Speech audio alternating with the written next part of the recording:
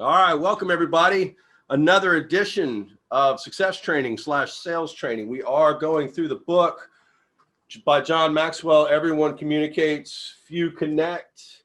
We're about halfway through the book. I was speaking with Leandra just a moment ago and understand that this is getting a lot of play on a replay. So we may slim it up. We don't have to go through 2 chapters. Hopefully you all are reading through it. If you are and you're right up to chapter 7, we're going over 5 and 6 today, or at least 5, depending on the time. But if you're up to chapter 7, you're almost halfway done with the book. And I know that I've said this last time, Leandro, I've done these in the past, and it's really neat to know that some people, this is the first time since high school or education that they've actually gone cover to cover to a book. And there's some sense of satisfaction in completing anything, right? So hopefully you're reading along with me. If you're a little behind or hadn't started, no worries. Best time to do something's now. All right. Connecting is a choice is what we're going to call it. First of all, I always start these off with going back a little bit and reviewing. The problem is the more you do, the longer the review is, and then you got a whole show of reviews. So I just thought about a few things, and I was literally thinking, I was meditating on this training, on kind of which way I wanted to go with it. And I just started feeling like, and in this, there's a section that talks about giving people hope. Like that's a connector. Right? If someone gives you hope, like you automatically connect. So I started thinking, and it's like, I hope you have a big why today. I hope that you're scheduled, right? That you know what you're doing. I hope that you have goals and that you have tasks that are written down each day. I just completed a 30-day goal plan about a week and a half ago. So I took a little goal break for about a week and lived it up. Woohoo! You know, let the hair out a little bit. Not really. But now I'm on a 90-day plan. It's like you can have different plans, right? I got to get a life development plan, but I've also got a 90-day plan with my trainer that I'm pretty excited about, where we're going to try to put on about 10 or 15 pounds of muscle. Yeah. So I normally do circuit training, which I hate because I'm a big guy. So I don't like all the physical running fast activities, although I do them. So anyway, I hope you're engaged in a plan. If you're not engaged in something, do something, please. I hope you're spending time. We talked last week, Leandro, about when we give to others that we're pouring out of ourselves like a glass, right? So I hope that you're spending time in quadrant 2, which is where we refill, which is where we develop, where we read, meditate, plan, cultivate relationships, spend time with people, right? Those, and schedule those things. Like I think I mentioned it last week. I typically work out about 9 o'clock in the morning with my trainer. And somebody asked me one day, how can you work out at 9 o'clock in the morning? It's like, well, it's because I schedule it. It's as important as a meeting. And I think that's a misconception with quadrant 2. And it usually associates itself, that misconception typically associates itself with people that are very busy, but not very productive. I think everybody knows, you might even be looking in a mirror, but certainly there are times in my life, if I don't govern it, I mean, I'm not above any of this. Like I said, I'm the tour guide, right? There are times in my life where I have to focus on being very productive. And that's, we have our strengths and weaknesses. That's one place where I have to work a little less hard to find mediocrity. Some places I got to work really hard. In fact, we're going to get through one in this training today. So last week was connecting requires energy, and it sure does. I do want to say that this week is about it's about that you can create. It's more, connecting is more of a skill than it is a natural gift. Like there are people, I mean, I talk about my wife all the time. My daughter's the same way. She absolutely inherited it from my wife, and that she's just naturally a pretty good connector. So we all might start at different places, right? Just like anything in life, right? You watch the movie Rudy, he made it on sheer grit and will, even though he didn't have a ton of natural ability. He was able to engage in activities and practices that made the guy a legend. So same thing here, like Stacy starts above me in this connecting ground. I'm not really poor at it out of the womb, but I don't excel at it out of the womb too. I think I'm a lot better at it when I really want to. And therein lies my rub in that I want to be a little bit more like my wife and my daughter, in that they have the ability to connect with everybody. In other words, they put more value in every single person than I do in every single person. Does that make sense? Like I put a lot of value in certain people, but we're going to go through today that a huge part of connecting with people is putting value and giving value to people and valuing people. So if you read the couple of chapters, he goes through and in the beginning, he talks about certain speakers that he saw at this one event. And there were some big names. He didn't mention the names of people whom he did not connect with, but he did mention the names of those whom he did connect with. And I just, instead of like, of course I read it all, but I just highlighted like one word, like what it was. Like the first one was laughing, right? Which made me think of humor.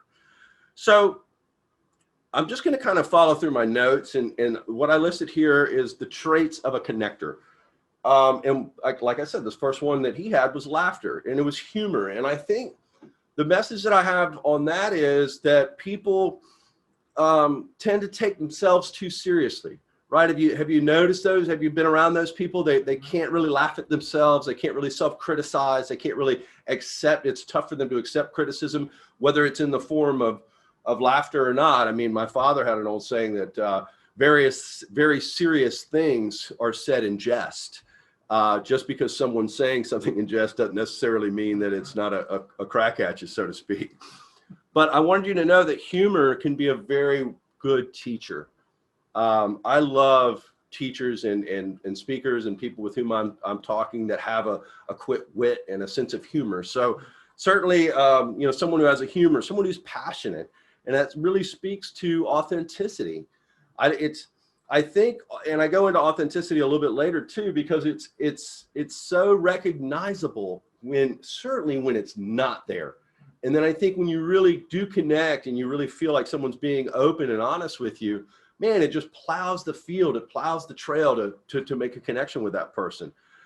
Confidence, man, confidence is everything. And I think I mentioned to you all that maybe I did, maybe I didn't. I guess it doesn't matter. But I used to do a Bible study for high school kids, and in the beginning it was both genders, but it kind of got bigger to where it was just male and female, and there were some radical differences between the two. Certainly, the connection changed when we did that, but there were certain things that were very consistent among both genders, and one of them is that most problems that people incur or cause for themselves can be traced back to a low self-worth, right? A lack of confidence in who they are.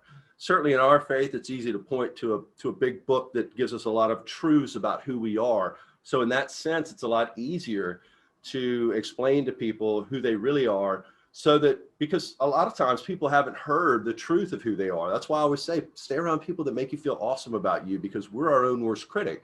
And so when you start pouring truth into a person about who they really are, then they begin to see what the lies are that they're told every single day. And certainly in this society, in this Instagram perfect world we live in, the conception of normal, so to speak, has radically changed. And I saw a speech one day where a guy, he claims it was Simon Sinek, and he says, the millennials were just dealt a bad hand. And it's true to some degree with this technology and some of the things that we're exposed to. I think that it really wears even more on a person's self-worth and a confidence, because now you're looking at a friend who's only posting pictures, and sometimes it's photoshopped. They ain't never been there, right? Always happy, always look like they're doing things. And that's not a real reflection of life. And it can cause our self-worth to go down. So confidence is huge. You got to be really confident. I remember one time my wife and I were walking into the mall, and I'm going to try to say this politically correct because I want you to hear my heart on it. A lady comes out of the mall. This is back many years ago, Leandro. So a full leopard kind of outfit was a little bit more appropriate back then. She was heavy set. She wasn't like obese or anything. And she had kind of a cropped blonde hair, and man, just had a strut. And like, I would never I wasn't sexually attracted to her at all. But man, she caught my eye, and it was like, she didn't, this is where I have a hard time. She didn't, in my opinion, have a lot going for her from just a pictorial standpoint, but the way she carried herself made her so attractive. It just did, like it drew us both to her. Like Stacy was there too. So before somebody said, hey, your husband was checking out people coming out of the mall. Energetic. Golly, who doesn't want to be around somebody with energy, right, Leandro? Nobody wants to be around an Eeyore. Oh, I just don't think this is going to work. Never works out for me. Nope, right? Be energetic. Here's the thing about energy. We're made of energy. if you did any kind of research on the energy that the occipital lobe, or the frontal lobe puts out, and the receptors of that energy that we have, you would understand that you really have an impact on everybody with whom you come in contact. I love going to Tennessee, to Georgia, to the Bible Belt. You want to know why? My daughter was just up in Georgia. She came back the same way. She's like, everybody's so friendly there. Everybody says hello to you, and it just made her feel good. That's the energy. You have to have a positive energy. And if you don't have it, and you walk into a work-related environment or professional environment, it's called professionalism. Suck it up. Fake it till you make it, right? Find some energy. I drink coffee right before I do this. If I didn't, I'd be like, oh, here we go. You know, I'm approaching 50, man. It gets around 4 o'clock. Brother man gets tired. It's called sundowning. Like I start really like I shouldn't say that. Okay. Be energetic, be authentic. I did a training once. It kind of, I say it went viral. It went viral in our company. And the name of the training was called Fire Your Representative. And I've talked about this. And the idea is, say, you and your partner are going to a work-related event. It's your partner's work-related event. You really hadn't met anybody. So when you get there and your partner's introducing you to their colleagues, you walk, hey, how you doing? Hey.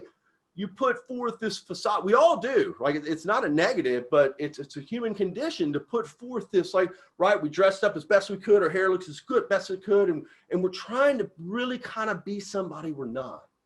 And in that environment, I'm not saying it's a bad thing, but when you're trying to connect with someone, don't be somebody you're not. Traces right back to confidence. If you don't have confidence in who you are, how are you going to feel confident putting that? You're going to, the natural human inclination is, I feel more confident when I'm got a front up and nobody can really see me. Man, part of this is you got to open up. You have to let people in. You have to be open for vulnerability. You have to be open for that. You can't connect with people and be shut off. And I know sometimes it's easier. I'm that way. I'm an introvert with an outgoing personality.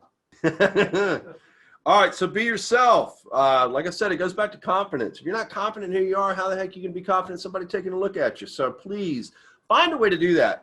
And you might say, well, Matthew, I don't know how to do that. I'm really shy when I go into big rooms. Well, then don't worry about big rooms for now. Worry about a person, right? Make it easier for yourself. But again, this is a skill, and like any skill, you got to work on it. I mean, they say to master any craft, you have to put in 10,000 hours. So I don't know how many hours it is, but the more we do every day, the closer we get to it faster. I saw a video I actually posted. Did you see that video I posted today on the BioCare sales website? I sign up for notifications from TED Talks. I love TED Talks. I like Goldcat. There's several different repositories I like to go to for truth principles, success principles, and certainly TED Talk, man, I mean, amazing. There's a lady who was a studier and a researcher of resilience, and I'm not going to go too deep into it, but one of the things she said in that video that I used here, she said that, the human condition causes bad experiences and bad comments to stick to us like Velcro, but good experiences and compliments rub off us like Teflon. And I think that's true. I mean, most memorable events that I can really go back to, although I have good ones, but it's like the bad ones come up. And I actually did a training a while ago where in our faith and talking about it, and it could be like the specificity of faith doesn't matter. It's like, I feel like we have a tendency to always measure ourselves from where we're deficient, right? Whether it's how our God, whatever that may be for you, sees us, or how we are responding to life. I think as an A-type, and certainly an aggressive, hunter and gatherer, I kind of can I want it to be healthy, right? And I want to measure myself and know that, I'm not where I want to be, but I want that pursuit to be a joyful journey and not a resentful, oh, woe is me, oh, I sucked at this. And I think people have a tendency to do that. That's why being complimentary of someone authentically, right? If somebody's got crazy hair that you don't like, don't say, hey, that's a nice hair, because they're going to recognize that it's a fake compliment. So, but there's always something that you can appreciate or compliment somebody on. I'm not saying be a kiss ass. I'm not saying that at all, but find a way to edify somebody and pull them up, because we know, think about the people in your life. Maybe I'm different, Leandro. Maybe you know, maybe most of what I see in life is negative, and most of what other people see is not, or what is surrounded by. So I can't control what somebody does, but I can control my proximity to that someone. So when I get to being open later, I'm going to disclose with you why that's hard for me. But be interested. Oh my gosh, be an interested person. My dad and I used to have a saying that's called "back to me." And it was like this fake thing. Like if you're saying something about yourself, like, yeah, I was doing this and I was doing that, and you can't wait, you go, back to me. Yeah, but let me tell you about me. And I think that's the human condition, is sometimes, I mean, if you ever catch yourself where you're waiting on the other person to quit talking, to shut up so that you can say something, prescribed, pre-scripted, right? I've already thought about it. Now I'm not listening to them, other than listening to the fact when they quit, so that I can jump in with mine. What that tells somebody is that you're not interested in what they're talking about. You're more interested in what you have to say. And again, that goes to confidence. It's hard to be complimentary of someone if you're not confident. It's hard to edify people if you don't feel good about yourself, right? I'm just telling you. Winners are attractive. Winners, people who succeed. And when I say a winner, I mean, yes, I do mean winning an event, but I don't just mean that. I mean people who get results. If you see somebody with a happy family and they're 25 years into marriage, to me, in that realm, they're winners, right? If you see people listing their goals and then hitting their goals, they're winners. I don't care what it is. It could be, I feel like a winner that we just got Catherine to college. I really do. It's like, hey, we got to win there. I feel happy that we have a productive business, and the bigger the business got, and the more successful I got in other areas, the more people wanted to listen to me, the more people wanted to be around me. Results matter. People that bear fruit in their lives. I mean, that's all you're looking for. Look for people that are bearing fruit, and they're winning in their life in some capacity. And we can't win in all. There's not just, hey, winner, I win at everything. That's not going to happen. But some people don't win at anything. And if you don't get results, and that might be the spark you need to start really engaging. I've told you, I have met the most talented people in my life who went broke because they couldn't get over making a phone call. They couldn't get over the intrepidation of making that first cold call, or engage in an activity that they didn't want to do, that they felt they were better than, right? However, sometimes it just gets to the point. My dad, when he worked for a company, they had a saying that said, handle it. Like you went up, like my dad's like, hey, I don't know how to do this rezoning. I've never done this before. And the guy says, when you get done doing it, you'll know how. Handle it. Go get results. And I think in this day and age, everybody wants more information. I need more of this. I need more of that. I got people giving me success principles left and right. And then you look and they don't have any results. And I can't tell you how many really developed broke people I've met in my life because they spend way too much time in quadrant 2 and they don't go out and win the race. You got to run to win. All right, so winners are attractive. Insight. How many times have you signed up to go talk to somebody who's got a very keen knowledge of a topic that's interesting to you? Insight. There's a reason that we study and develop ourselves. And again, remember my saying is the blessing isn't for us. The knowledge isn't for us. It's to flow through us. And again, parents, right? I mean, the money's not for me. It's to flow through me to my wife and kids and their education and all that stuff. So let me stop there. I told you I'm Pentecostal, right? I don't think I have the gift of tongues, but I'll run an aisle on you and I can talk a mile a minute. So let me hold up. Leandro is holding up two fingers. Two comments. Two comments. One from Ball McLean. Stand on one-on-one and move up as feel free, more confidence. Mm-hmm. Good. Second one. Excellent. Comes from Ellie. Communication is the key to winning and connecting. Amen. I remember I was probably 22 years old, and I went on a restaurant interview for a manager, and wanted to go open stores. And I had a special proclivity for expo, which is, you're gathering the food, you're communicating with the cooks, and you're plating it, you put it on so the servers can come by and take it to the food runner or what have you. And they said, what is the most important thing for an expediter? And I put one word: communication. And then when I went through that, he said, that's the best answer I've ever seen for this question. And I looked at him and I go, I couldn't think of another answer. Like, to me, it was so obvious. Like I thought it was a trick question, you know? Too confident. Yeah, well, maybe, but I tell you what, like Ellie said, man, communication's everything. And then yeah, we all want to communicate, but then that deeper level is that connection. And that's what we're talking about. How do we make the most of that? How do we make the most of that? Ability. Man, I've told my children, and when I say I've told my children, I hope no one sees that as a condescending remark. What that is like, I believe so much in this that I am intentional about sharing it with my kids. And that is, you got to have a thing. You have to have a thing. You got to have at least one thing that you are well above average at. Something that you care about, something that you sacrifice time and effort for, something that you can consistently have engaged in to build a skill set, an ability. I love that my son is really gifted at baseball, because my experience is I was a kind of baseball was my sport, but I was a 3-letter athlete and I was always very athletic. But I really worked at basketball and I really worked at baseball. Track came easy. You just point me in the direction, run, right?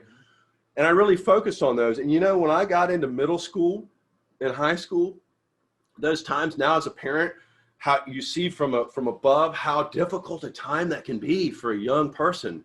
But because I had ability, I was automatically accepted. Now, what I did with that was up to me, because that's going to go away fast. But you know, you got to think, these kids are, you know, they're picking kickball teams and baseball teams, and you know, everybody wanted me and a few others, right? And that ability that I had, it broke down a lot of those barriers that I didn't have to deal with a lot of that adolescent stuff and feeling awkward. And I think that's where my confidence came from, is my history in athletics. But it doesn't have to be athletics. It can be art, it could be education, it could be entertainment, it could be military. I mean, it can be anything. But when you have an ability, you automatically have a road, and people are going to want to connect with you because you're a winner, right? You found a way to be overly productive in a certain skill set, and that attracts people. And we have to be attractive. And I think that's what this all is. It's like, what is attractive and what is not? I could do what is not attractive, but I'm not a negative guy. I think I did last week, three attraction factors is, man, I don't want to go into it. I'm trying to keep this short, Leandro. I can't be doing that. How about curious? Are you really curious? Like, when people are curious about, I tell everybody, you want to talk to a business owner, you want to break down walls and talk to a business owner. If you get them there, ask them about their business. If somebody asks me about my business, I can't wait to talk to them about it, right? But if it's a legitimate curiosity. Now, I would say this, and my family will tell you, I have certain sayings that are norms. And one of the sayings that I have is, when I'm asked a question, I ask myself 2 questions. One, why are they asking? Because quite often it's really not for the information. 2, do I want to answer it? So I remind myself that I don't have to answer a question I don't want to answer, right? That's not really pertinent to the training. The point is that if you develop auto responses, and that auto response causes me to detect the true curiosity of someone in that question. Like when I had a ACL replacement, and I asked the doctor, it was a patella tendon graft. It was the method that he was using, as opposed to a total knee or a cadaver. There's all kinds of different methods. And I said, so how are you going to do it? Do you know, I wasn't learn how to do a knee operation. That's not why I was asking the question. As I look back, I think I was asking the question just to innately understand that he knew what he was doing, right? So think about examples. I mean, there's millions of them, but again, I'm trying to keep this short, where make sure you're asking the question for the real reason. Make sure you're not just gathering information to hopefully utilize it later and get what you want. Be legitimately curious about people from a personal standpoint. That video that I saw today was about dealing with adversity. It was a study on resilience, and the lady who was the resilience professor who had done all this research found herself on the other end of that equation when her 12-year-old daughter jumped in a car with her best friend and her best friend's daughter, and they got in an accident and died, all of them. And then all of a sudden she's on the recipient end of all the strategies that she's put out there. And one of them was there were 3, she said there's 3 strategies, there's several, but she picked out 3. And one of them is that resilient people seem to have an innate knowledge that their life is going to be filled with adversity. conversely, the people's like, why did that happen to me? As if there's some, and it's easier now, right? Like I said, with the Instagram, with Facebook, you're seeing realities that aren't real. Does that make sense? So then it creates this innate expectation that my life should be like that. And then when an adversity comes, we think, oh, why me? Like my old, Pentecostal ancestors would probably tell you that, what'd you do, to deserve this, right? And people that are resilient have an understanding that that's going to happen. And furthermore, I'm going to further her point. I had to go through some really tough stuff all self-inflicted wounds. So I don't need any pity, but I had to really go through some tough things when I was younger, probably about 20 years ago. In fact, just shy of 20 years ago. And it was a very dark time in my life. It was a very dark time in my marriage. James was not born yet. Catherine was about 4 years old, I think. No, actually, Catherine was a baby. And anyway, I had to go through all this crap. And I mean, a lot of it. It was about a year and a half to include legal problems. And do you know that getting through that gave me the keys to doors to go places and talk to people that were experiencing what I had experienced, and was able to, was able to pour into them what I had been through, and that I was a person who won, right? I had the insight. I had the generosity of spirit to want to go share that. And when I look back at all the sacrifices and all the adversities in my life, they have all served me very, very well. I tell the story when I grew up in an alcoholic home where, pardon my French, but I'm just quoting, effing loser was my nickname. Literally like, hey, effing loser, get over here. Not even kidding you. And then it's like, hey, you're never going to be anything but, was ditch digger. That was the thing. That was my chosen occupation. So when I had Catherine and James for years, I don't do it anymore. I do not every night, but literally every night I was so intentional in walking into those babies and telling them that they're world changers, they're difference makers, they're loved, they matter, they have purpose in life, they can do anything that they want to do. And had I not had to, we're either taught how to do something or how not to do something. And had I not gone through that, I would have never been so intentional to pour in those words of truth and life. And now if you see my daughter, she's one of the most confident young women I've ever met. And my son, probably too confident. We're going to have to work on humility with him. But he comes by it honest, right? He's his daddy's boy. So listen, when you sacrifice, when things are going crappy in your life and you're having to get through them, do you know all that's doing is promoting a future area of common ground with people that are experiencing or have experienced the exact same sacrifices you have? So don't lament them. I mean, I know they're hard to get through. I know I'm going to learn, hey, welcome sacrifice today, but somehow we've got to learn to see the positive in that. And that was the second part of her strategy, is that resilient people see good in life. They see good in things. I have a saying, this too is part of it. This too has good in it. This too shall pass. Now we're definitely doing one chapter a day. In fact, it may be coming up. Okay. Yes, it is. We're like right there. It's perfect. Okay. So we're only going to cover chapter 5 today. We'll do 6 next week. For those of you who are behind on your reading, you're welcome. Okay. So when we go through those things, we create common ground, right? From people. And listen, that has to be created before we can connect with people. You have to create common ground. We do that by learning more about them and then seeing how our experiences are similar, seeing problems that they have that we have solutions for. If you really want to tie this back to sales, that's what it is. It's learning about people for the purpose of learning about them, for the purpose of building a relationship.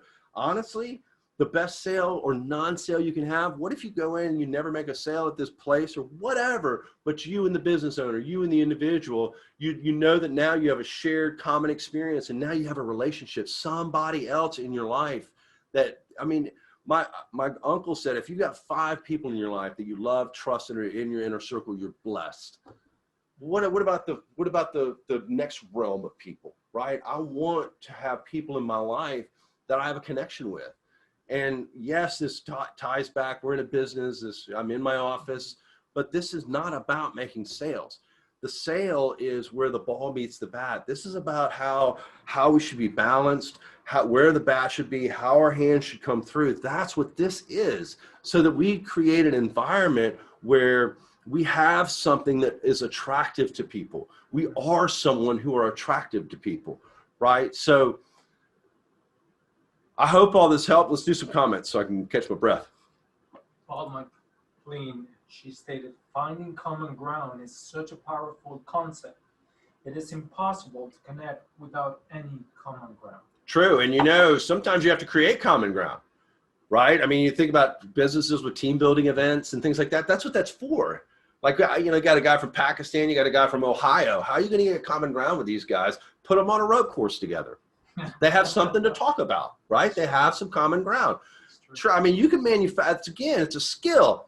If we're really intentional, we can manufacture some results, not being inauthentic either. We just got, like, if I want to lose weight, I can manufacture the result, right? Go out and run 5 miles a day. I'm manufacturing a result. Is there anything not authentic about that? My desire is to lose weight. My desire is to connect. I'm not scared of that desire. So does that make sense? So yes, common ground is absolutely a part of it. And in the next chapter, we'll talk about where that common ground is. And I'll tease it with this. Let me tell you this, the common ground is not found on our side of the line. We have to go where they are. That's why we have to ask the questions. That's why we have to care for people. That's why people like people who like people. If you don't have a general care for people, that's probably where you should start. And it's hard to not care for people if you have a grateful spirit. I talk about that all the time, man. Be grateful. Be grateful for things. That's part of that number 2. They see the good in things, is that they see that they're grateful. I remember I told the story. I went years ago to a family member's funeral, and it was my great uncle, or it was my second uncle, and it was his 9-year-old daughter that he was eulogizing. And I remember sitting through one of the most painful services I'd ever been through. And then this guy stood up, and he, with such authenticity, explained how grateful he was for the 9 years he had with that little girl. And man, it changed me. And it's like, wow, listen, I don't think I'm there. Don't get me wrong. But man, it sure did change my paradigm on how I look at life. Right. And is it how I was slighted, or was how I was grown through it? And a lot of it has to do with perspective, and that could be a whole training in and of itself. So listen, I did pretty good. We're right around 40 minutes with a technical difficulty, Leandro. Yes, we did. So I'm light on my feet today. Any questions, comments, errors, additions, cares, concerns? Ellie, she expressed the need for having a PowerPoint presentation in order to further our potential business partners. Visual. And it is somewhat of a sessions that we can curate later on. But we do have the basics. Yes. At the very beginning. So I will send it, whoever sends me a request, I will send it out. You're talking about a PowerPoint to this? Yes. To the training? Yes. I did that once, but it was like, It was at the very beginning of CBDBioCare that it was the PowerPoint. I got you. Yes. I got you. Oh, I got you. Okay. We're reworking. Thank you, Ellie. I understand now. Thank you. Okay. Anything else? That's it. That's it. All right. Thank you, everybody. I hope I kept it shorter this time. I hope this is working. Thank you for showing up. Listen, let's put it into practice. The cool thing is we started doing some initiatives, Leandro, 60, 90 days ago, and then we're starting to see fruit from that labor, right? So that's what this is. I mean, there's got to be a certain inherent faith. And I always say long periods of time engaged in right activity produce right results, right? Yeah. The third thing. So the first thing is people resilient people understand that adversity is coming. It's a part of life. They actually, number 2, see the good in it, right? In all things. And I will give you the third one next week. Hopefully that'll be a little teaser. Okay. You know what I mean? All I'll right. give it to you when we're done. Yes. You don't have to wait. Okay. All right, you guys, have a great, great day. Thank you so much. Hey, listen, I hope we say it enough. You know, our entire business model is implemented through you all. So we very much appreciate you. And I hope that this is helping at least one person out there. You guys have a great day.